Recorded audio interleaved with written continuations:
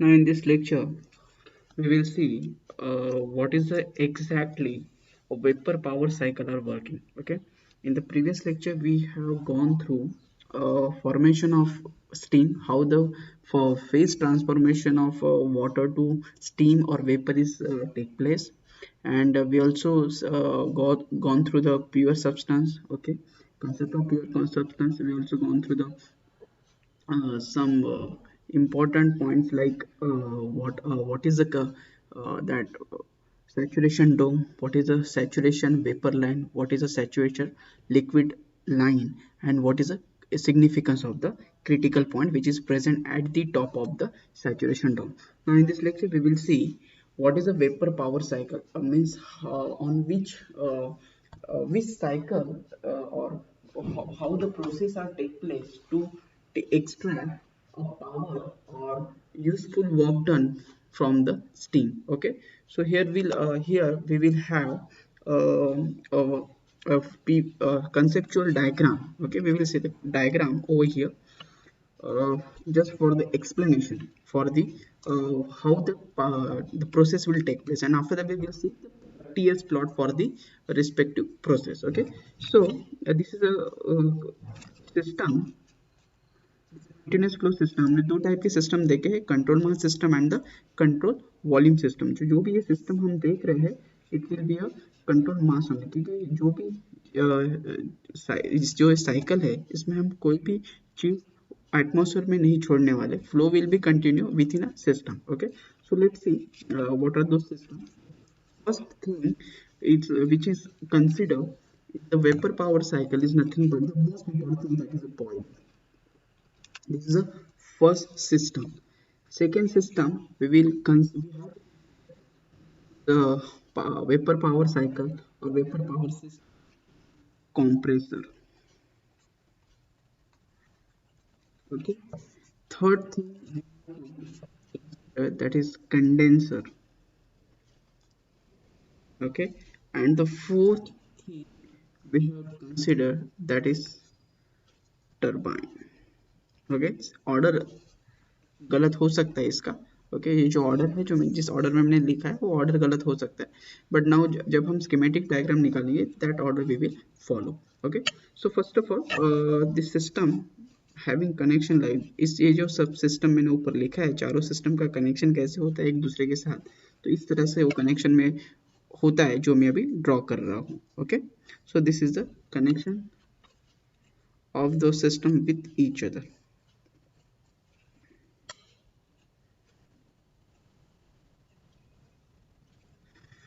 Okay, so this is the direction of flow of working fluid जो हम use कर रहे हैं यहाँ। क्या यूज कर रहे हैं हम यहाँ? हम यूज कर रहे हैं यहाँ water as a working fluid. भाई नाम देंगे कौन सा सिस्टम क्या है? ये है हमारा बॉयलर। ओके, ये है हमारा कंप्रेसर। ओके, ये है हमारा कंडेंसर और ये है हमारा पाइप। ओके, सो इस वे से फ्लो हो रहा है। Now compressor can be called as a pump, because जो भी वर्किंग फ्लूइड हम यहाँ यूज कर रहे हैं वो क्या है? वाटर है, वो लिक्विड है initially. Okay, initially before feeding that thing into the boiler. Okay, so दो जो भी थिंग है वर्किंग फ्लूइड उसका फेज ट्रांसफॉर्म होना है, जब वो बॉयलर में जाएगा तब जाके उसका फेज ट्रांसफॉर्मेशन होगा।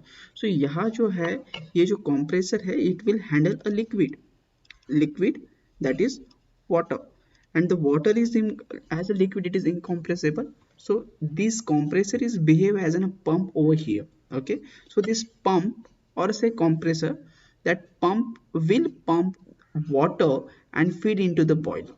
Okay, so this boiler may be a external heat type or internal heat type. So normally the boiler may be a boiler के टाइप होते हैं हॉट ट्यूब बॉयलर या वाटर ट्यूब बॉयलर। ओके, सो वो boiler करके boiler and mountings करके जो अब हमारा एक एक्सपेरिमेंट है वो जो हमें स्टडी करना है उसमें वो पार्ट कवर हो जाएगा, but in the syllabus for the theory examination point of view we are not having types of boiler और their mountings. Okay, so here only we consider the boiler may be of hot tube boiler or water tube boiler. So इसमें से कोई भी एक boiler है. So जो भी water है जो compressor या pump ने pump किया है into the boiler, inside that boiler heat के वजह से जो भी वाटर है वो फेज ट्रांसफॉर्मेशन करेगा, जैसे कि हमने देखा है. और जो भी प्रेशर होता है, जिस प्रेशर पे हमें उसको फेज ट्रांसफॉर्मेशन कराना है, वो प्रेशर इस बॉयलर के अंदर मेंटेन रहेगा. ओके, सो वो प्रेशर पे उसका जो सैचुरेशन टेम्परेचर रहेगा, मैंने बोला है with respect to the pressure, जो जिस प्रेशर पे हम वाटर को बॉईल कर रहे हैं उस प्रेशर के रिस्पेक्ट में हमारा सैचुरेशन टेम्परेचर होता है. Saturation temperature is nothing but a temperature at with boiling will be started.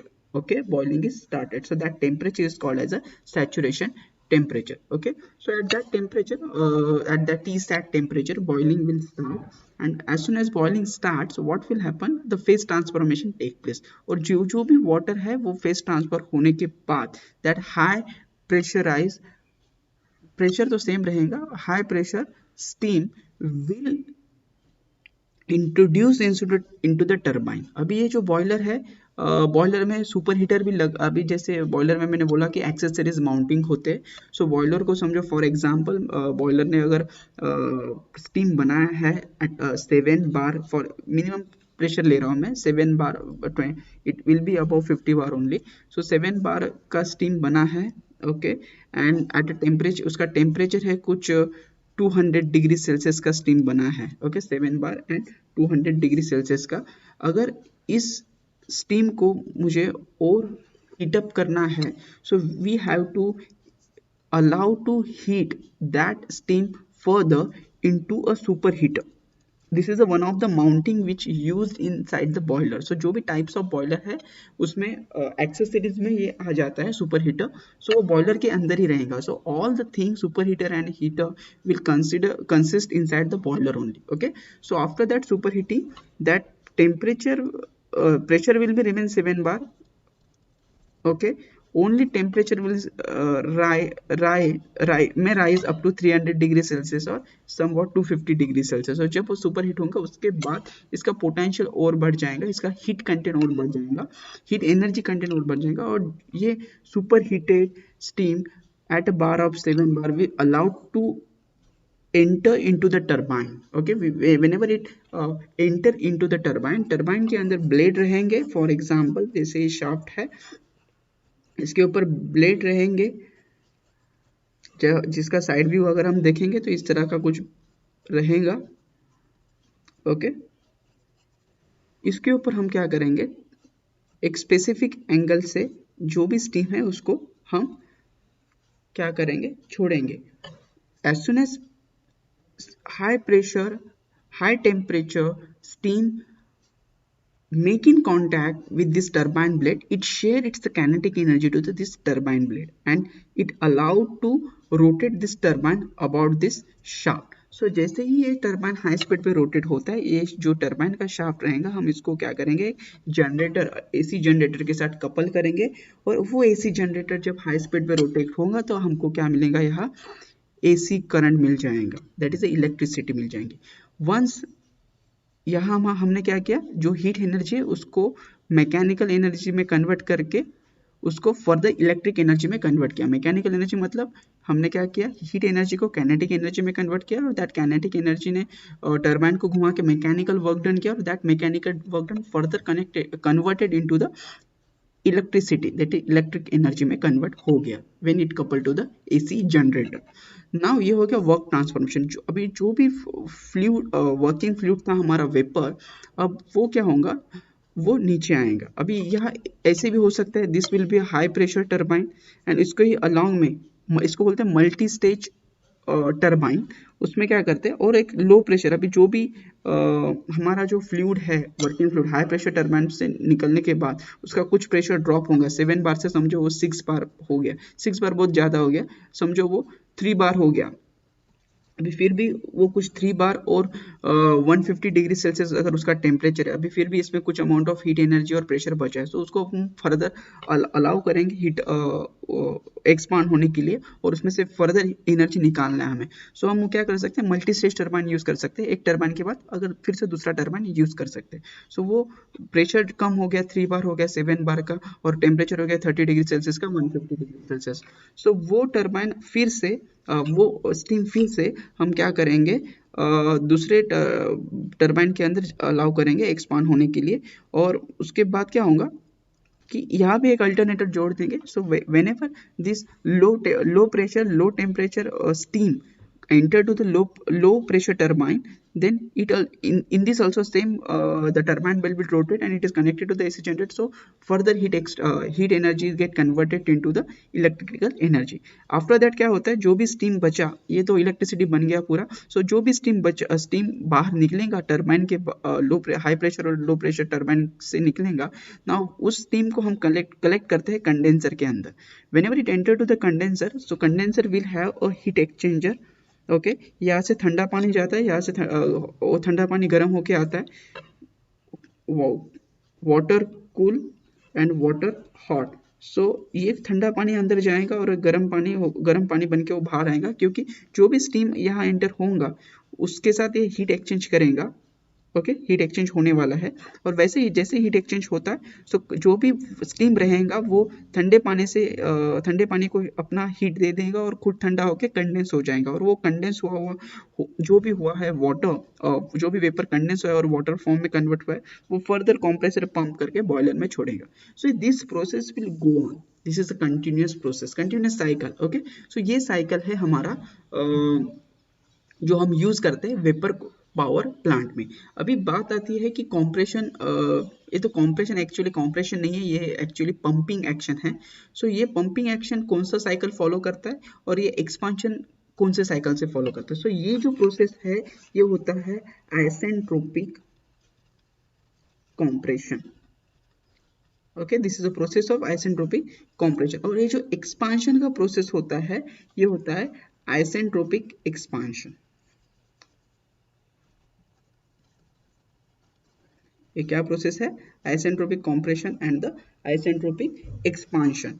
अभी ये जो हाई प्रेशर टरबाइन में वो भी आइसेंट्रोपिक, और ये जो लो प्रेशर टरबाइन जो मैंने बोला मल्टी स्टेज टरबाइन जब हम यूज करते हैं, मल्टी स्टेज कॉम्प्रेसर भी रहता है, not necessary, but this is an vapour compressor vapour power plant. So इसमें कॉम्प्रेसर एक ही रहेगा। अगर ये गैस पावर प्लांट रहता तो मल्टी स्टेज कॉम्प्रेसर रहता था, बट ये क्या है vapour compressor vapour power plant है। सो इसमें सिंगल स्टेज कॉम्प्रेसर रहने वाला है।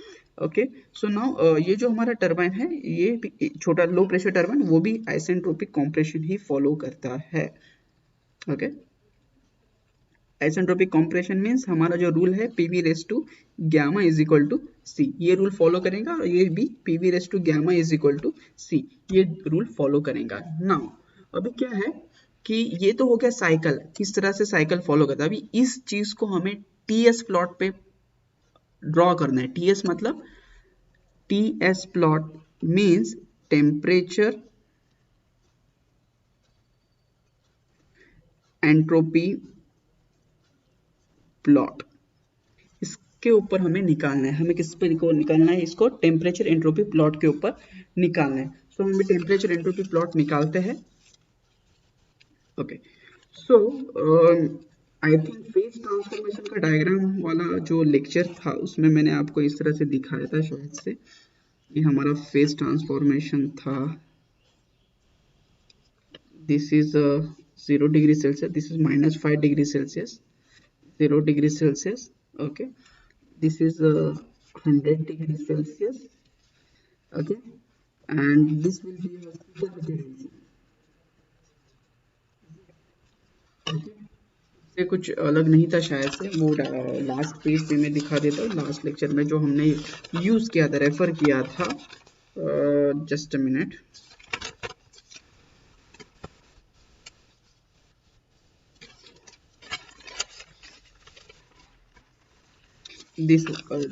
this was the page we have used already in the previous lecture। okay यही डायग्राम मैं बना रहा हूँ फिर से।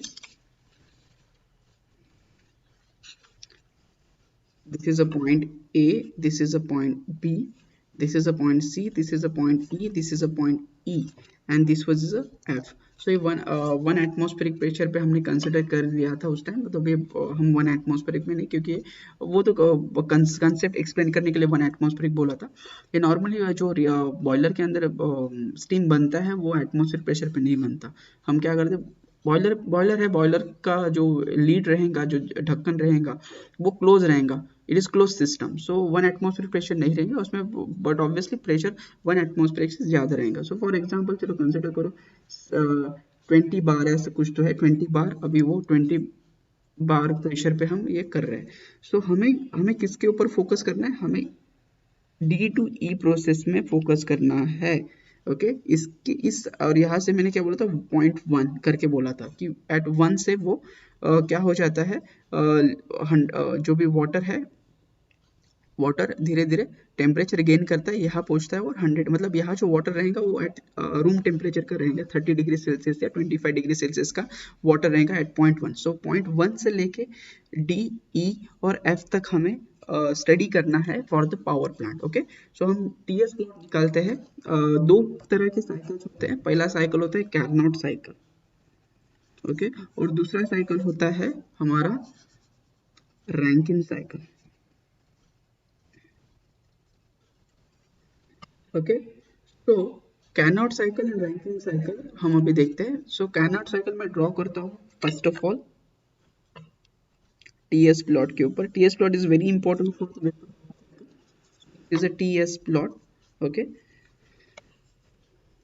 ये है हमारा सैचुरेशन डोम, हम इसको क्या बोलते हैं, saturation dome. At the centre क्या रहता है हमारा, critical point, critical point.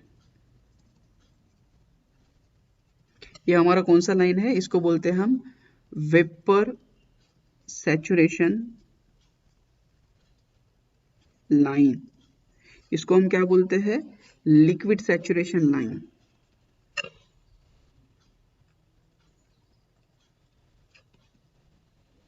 Okay now inside this dome हमारा जो भी फेज ट्रांसफॉर्मेशन का एक्शन होता है। ओके सो यहाँ से कहा, यहाँ से वो फेज ट्रांसफॉर्मेशन होगा, बट हमें क्या करना है, साइकिल देखना है। जो मैंने साइकिल निकाला था वो साइकिल रीड्रॉ कर लेता हूँ मैं इधर, जो हमने पहले देखा।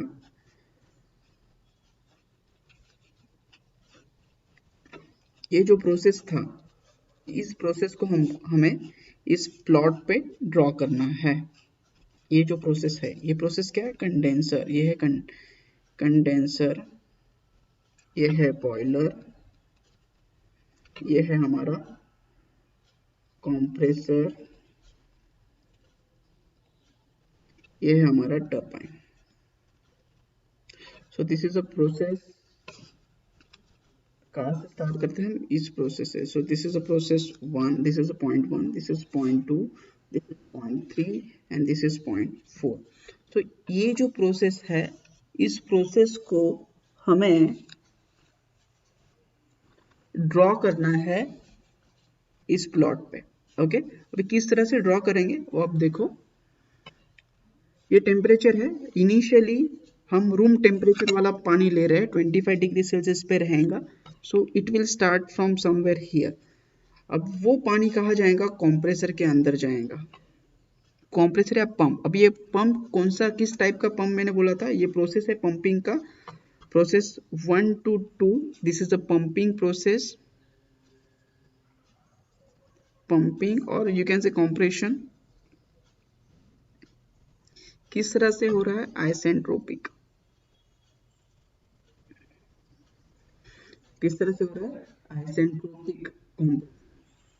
तो अब ये जाएगा, हम कैरनॉट साइकिल देख रहे हैं, हम पहला साइकिल देख रहे हैं, पहले साइकिल, ये कैरनॉट एंड रैंकिंग साइकिल में डिफरेंस ये है,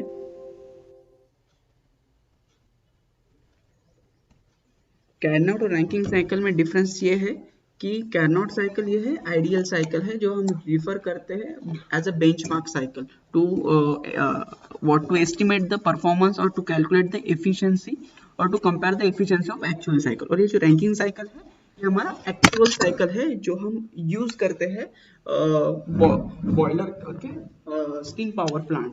ओके तो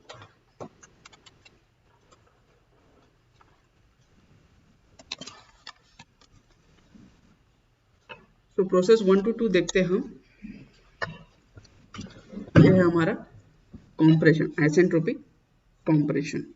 तो यहाँ से स्टार्ट होगा हमारा पॉइंट 1। अभी आइसेंट्रोपिक है तो हमने ऑलरेडी देखा है आइसेंट्रोपिक क्या होता है, एंट्रोपिक कांस्टेंट। सो ये जाएगा स्ट्रेट ऊपर। अभी कहाँ तक जाएगा, सैचुरेशन लिक्विड लाइन तक। अगर इस पॉइंट तक ही जाएगा, सैचुरेशन लिक्विड लाइन के ऊपर नहीं जाएगा, सैचुरेशन लिक्विड लाइन के ऊपर चला गया तो ये हो सकता है कुछ liquid plus solid mixture, but हमें हमारा लिक्विड प्लस सॉलिड है क्या, नहीं, तो ये सैचुरेशन लाइन तक ही जाएगा। ओके, सो ये रहेगा पॉइंट हमारा 2। सो 1 to 2 प्रोसेस कॉम्प्रेशन पहुंच गए। उसके बाद बॉयलर में, अभी मैंने क्या बोला, बॉयलर जो है प्रोसेस 2 to 3, ये जो प्रोसेस है ये हमारा हो गया आइसोथर्मल हीट एडिशन प्रोसेस। ये रहेगा हमारा आइसोथर्मल हीट एडिशन प्रोसेस। हम क्या कर रहे हैं, ड्यूरिंग प्रोसेस 2 to 3, आइसोथर्मल मतलब temperature will not change, it remain same. और कब तक जाएगा ये, कब तक हम टेम्परेचर ऐड करेंगे, जैसे कि हमने देखा ना यहाँ कि 100 डिग्री सेल्सियस पे ये पॉइंट डी मतलब पॉइंट 2 है और पॉइंट ई मतलब पॉइंट 3 रहेगा। ओके, सो मैंने बोला था कि 100 डिग्री सेल्सियस 2 to 3 मेंटेन रहेगा सैचुरेशन टेम्परेचर टी सैट। कब तक रहेगा, जब तक 100% लिक्विड वेपर में कन्वर्ट नहीं होता और वो सैचुरेशन वेपर लाइन तक नहीं पहुंचता तब। टेम्परेचर विल नॉट चेंज, पूरा फेज ट्रांसफॉर्मेशन होने तक 100% लिक्विड 100% वेपर में जब तक ट्रांसफॉर्म नहीं होता तब तक टेम्परेचर राइज नहीं होगा। पर फिर भी हम क्या करते हैं, उसको हीट ऐड कर रहे हैं, हीट बर्नर से हीट सप्लाई कर रहे हैं या जो भी है सोर्स उसमें से हीट हम इसको सप्लाई कर रहे हैं, बट वही प्रोसेस है आइसोथर्मल हीट एडिशन। सो हम हीट ऐड कर रहे हैं बट टेम्परेचर नहीं चेंज होगा जब तक 100% लिक्विड, क्योंकि 100% लिक्विड है, लिक्विड लाइन है, सैचुरेशन लिक्विड लाइन। सो 100% लिक्विड 100% वेपर में कन्वर्ट नहीं होगा तब तक। सो ये 2.3 तक क्या होगा, हमारा हीट एडिशन हो रहा है। ओके, 0.3 पे हमारा हीट एडिशन हो जाएगा। ये हो गया प्रोसेस 2 to 3। अब 2 to 3 के बाद हम क्या कर रहे हैं, इसको अलाउ कर रहे हैं एक्सपांड होने के लिए। किसमें, टरबाइन में। टरबाइन में हम क्या कर रहे हैं, इसको एक्सपांड करा रहे हैं। सो टरबाइन में अगर हम एक्सपांड करा रहे हैं इसको, सो ये किस तरह का एक्सपांशन है, process 3 to 4, this is our isentropic expansion process. ये हमारा क्या है, आइसेंट्रोपिक एक्सपांशन प्रोसेस है। ओके, सो आइसेंट्रोपिक एक्सपांशन जब हो रहा है दैट टाइम, आइसेंट्रोपिक मतलब क्या है, हमारा एंट्रोपी कांस्टेंट है। सो हमारा एंट्रोपी यहाँ कांस्टेंट रहेगा। और एक्सपांशन मतलब क्या होता है, टेम्परेचर ड्रॉप होता है और प्रेशर ड्रॉप होता है। सो हम क्या करें, आइसेंट्रोपिक एक्सपांशन स्ट्रेट नीचे आएगा। Okay, so this will be our point 4। Now 4 to 1, this will be our isothermal heat rejection, isothermal heat rejection। Heat rejection क्यों हो रहा है, क्योंकि हम क्या कर रहे हैं, इसमें कंडेंस कर रहे हैं ना, जो भी पानी है और जो भी वेपर है उसको हम कंडेंस कर रहे हैं। At what condition, isothermally heat reject कर रहे हैं। आइसोथर्मली क्या कर रहे हैं, हम उसको टेम्परेचर न चेंज होते हुए उसको उसका कंडेंसेशन कर रहे हैं। Okay, so this is the process here. इस तरह से ये हमारा एरो नहीं निकाला तो भी चलेगा, मैंने जस्ट फॉर द फ्लो जो है किस तरह से हो रहा है, साइकिल किस तरह से जा रहा है वो दिखाने के लिए मैंने सिर्फ एरो निकाला। So no need to draw arrow, ये नंबर ही सफिशिएंट है। ये किस तरह से किस सीक्वेंस में हो रहा है ये। Okay, so 1 2 3 4, this is our Carnot cycle which is situated inside a saturation dome. Okay, so this is the process which actually which ideally take place, or which is ideally we are think to happen, but it is in case of the actual we are following a ranking cycle। okay, so ये ranking cycle हम follow करते हैं actual में। so ये ranking cycle actual case है और can not cycle ideal case है. सो ये हो गया ideal case can not cycle जो हम स्टीम पावर प्लांट में या vapour power cycle plant steam power plant में यूज करते हैं. सो 1 to 2 process is the isentropic compression or pumping. 2 to 3 process is the isothermal heat addition process.